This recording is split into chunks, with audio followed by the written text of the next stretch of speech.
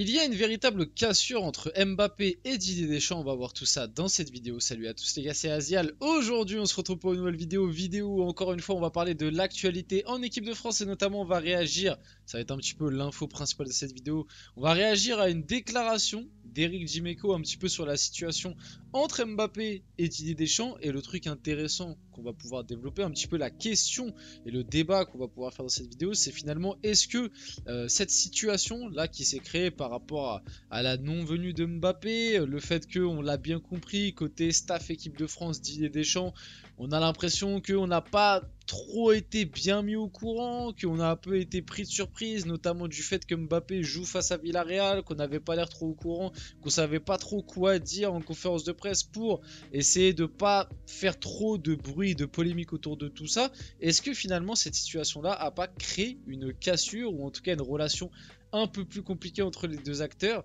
On va voir un peu tout ça, on va en discuter, on va aussi voir d'autres actus autour de l'équipe de France comme d'habitude vous connaissez. Bien évidemment, avant que la vidéo commence et qu'on rentre dans le vif du sujet, n'hésitez pas à liker, à commenter, à partager, à vous abonner, ça fait toujours plaisir et ça aide pour le développement de la chaîne. Et voilà, vous connaissez, ça prend 2 minutes et c'est vraiment grâce à ça qu'on peut se développer petit à petit. Donc je remercie comme d'habitude tous ceux qui le font. Donc, Eric Dimeco sur l'absence de Kylian Mbappé en équipe de France. Donc bon, je vais pas vous faire l'affront de résumer ce qui s'est passé, déjà parce que sur la chaîne il y a beaucoup de vidéos où j'en parle, mais bon, globalement Mbappé n'a pas voulu venir en équipe de France en expliquant qu'il était blessé, sauf que entre temps il a joué avec le Real Madrid, donc finalement il n'était pas blessé et bien apte, donc voilà.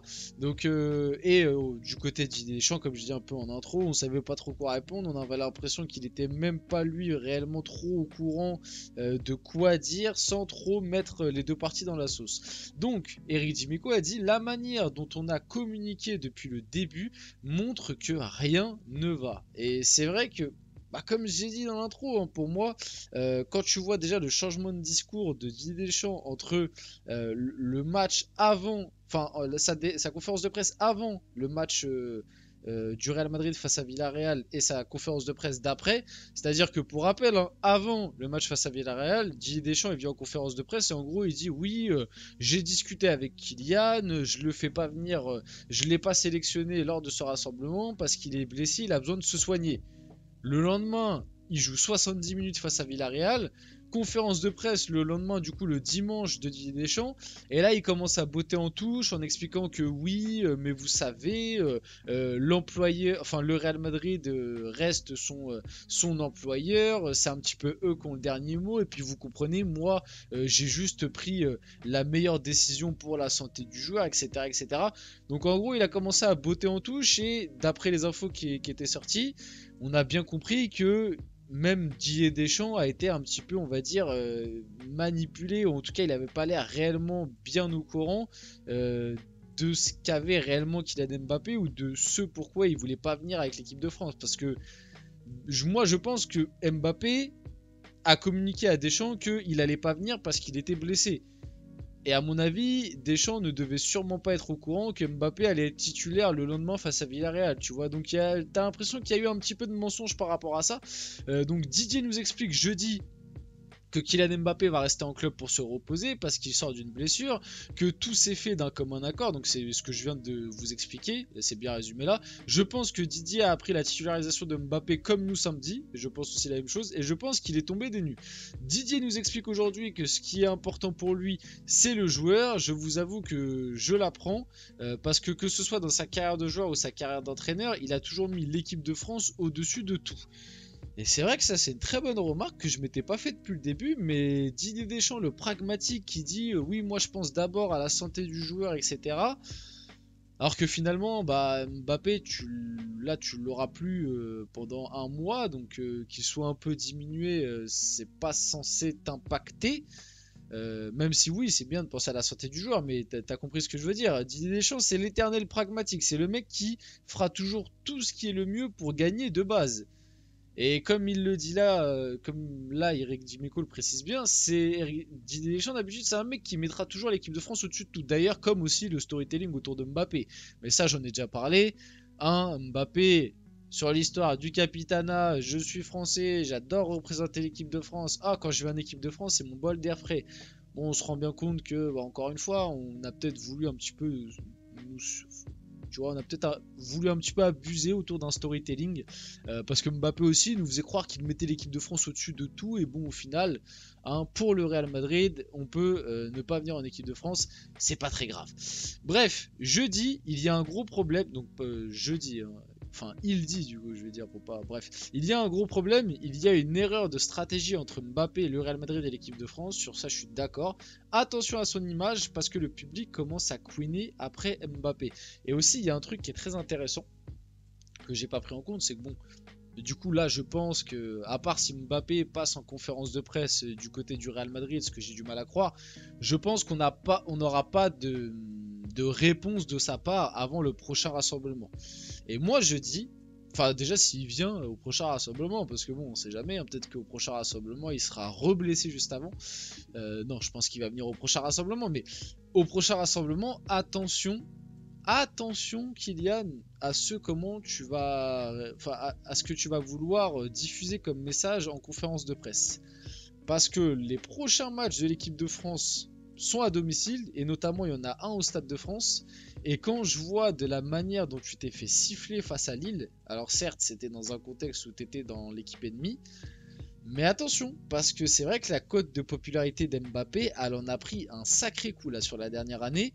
Et d'ailleurs, j'ai vu une stat passer. Donc en gros, Mbappé, il est passé en 2019 de 84%, si je me trompe pas, ou non, de 81% en 2019, en gros, de gens qui l'appréciaient, à aujourd'hui, on est à 54%. Et j'ai vu des trucs que vraiment, pour un athlète, 54% de cote de popularité, surtout un athlète à l'échelle d'Mbappé, c'est vraiment inquiétant. Genre, les gens, ils ont même sorti l'exemple Benzema. Alors, parce qu'on sait que Benzema, malheureusement, moi, j'ai jamais vraiment trop compris pourquoi, mais Benzema, il est très clivant en France, malheureusement, parce que moi, je trouve que c'est un super joueur et qu'on devrait un petit peu plus les respecter. Mais même Benzema a une plus grosse cote de popularité que Kylian Mbappé actuellement en France. Voilà, ça montre quand même que. Alors, je suis pas en train de dire que Benzema c'est le paria et tout, mais vous savez très bien, moi je suis pas du tout en accord avec tout ce qui se dit sur Benzema et je trouve qu'on lui manque trop de respect en France. C'est pas le débat dans la vidéo, mais vous savez très bien comment est traité Benzema ici. J'ai pas besoin de vous faire un dessin. Bref, quand tu te dis que Benzema il a une plus grosse cote de popularité que toi, faut commencer à se poser les bonnes questions et peut-être essayer de redorer un peu son image, que ce soit sur le terrain par une attitude un peu meilleure ou en conférence de presse, essayer d'être plus souriant, sympathique. Bref, je sais pas, mais il y a un truc qu'il va falloir récupérer là. Pré-convoqué par Didier Deschamps la semaine prochaine, bon du coup c'était la semaine passée parce qu'au final il n'a pas été pris. Ferland Mendy garde l'envie de montrer qu'il a le niveau international, mais il a parfois le sentiment qu'il doit prouver plus que les autres en équipe de France. Le débat Ferland Mendy en EDF, c'est un débat qui date pas d'hier. Hein, franchement, j'aimerais réellement savoir ce qui se passe.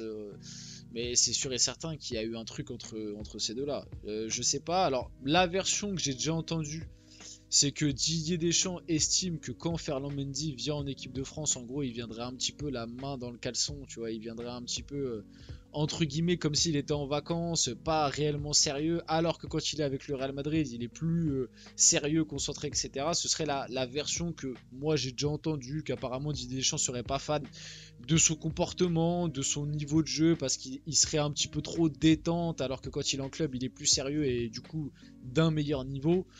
Je sais pas si c'est réellement ça, peut-être. Il y a aussi le fait que plusieurs fois, Ferland Mendy n'est pas venu à des rassemblements alors qu'il était convoqué. Je pense parce que le Real Madrid aussi lui a dit bon, ce serait bien que tu ailles pas, un peu comme ce qu'ils ont fait là avec Mbappé, mais le dernier mot revient quand même aux joueurs. Hein, si je le répète là sur ce rassemblement-là, si Mbappé avait réellement eu envie de venir, il l'aurait pu. Hein, il aurait pu. Et du coup c'est pareil pour Ferland Mendy. Donc il y a un truc tu vois, entre Deschamps et Ferland Mendy qui passe pas forcément.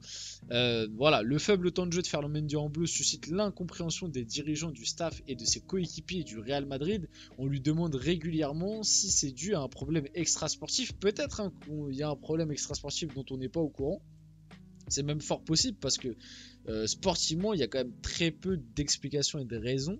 Tu vois, tu prends rien que le dernier Euro, quoi. Ferland Mendy, il sortait d'une deuxième partition avec le Real où il était à un très très haut niveau. Voilà, 0 minute à l'Euro. Bon, et en plus, le pire, c'est que moi, je le dis, je le répète, mais Ferland Mendy, il est bien plus, en termes de profil, normalement, il est bien plus Deschamps compatible que Théo Hernandez. Pour que Deschamps n'ait vraiment pas envie de l'utiliser, c'est que pour moi, il y a un truc qui va au-delà du sportif. Je sais pas si c'est dans le comportement ou un truc extra sportif, mais bref. On va finir la vidéo là-dessus. J'espère que cette vidéo vous a plu. Si c'est le cas, n'hésitez pas à la liker, commenter, partager et vous abonner. Les gars, c'était Asial. On se retrouve très rapidement pour une prochaine vidéo.